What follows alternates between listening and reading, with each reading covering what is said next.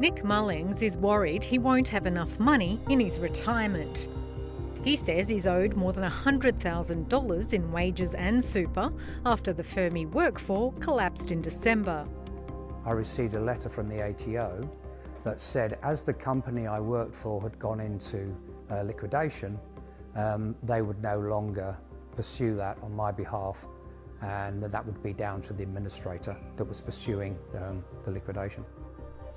The former business development director says if he doesn't get the money back, it will sting. What it will prevent me doing is basically going to visit my children overseas and giving me additional flexibility during my period of retirement.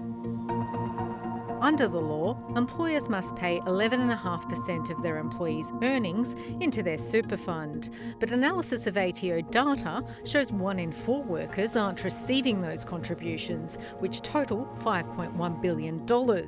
Of that, workers in their 20s missed out on $959 million, while those in their 60s lost $694 million. Unpaid super is common in sectors with higher rates of insolvencies.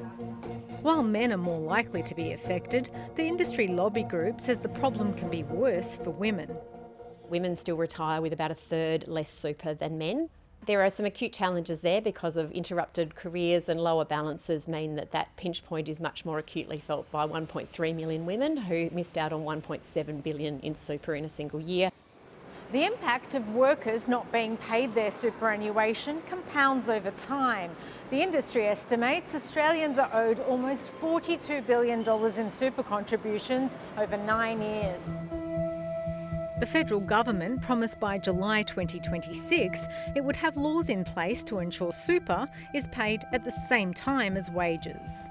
We're pleased that they've made a commitment to legislate for payday super, but we want to see that legislation tabled and swiftly passed through the Parliament.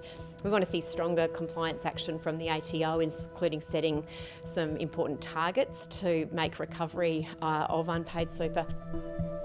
Nick says the government should also extend what's known as the Fair Entitlement Guarantee, which allows workers whose employers have gone bust to get back 13 weeks' worth of unpaid wages as well as unpaid leave.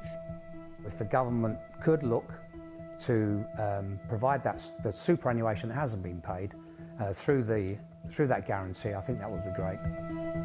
But for now, like millions of other Australians, Nick faces an uncertain retirement.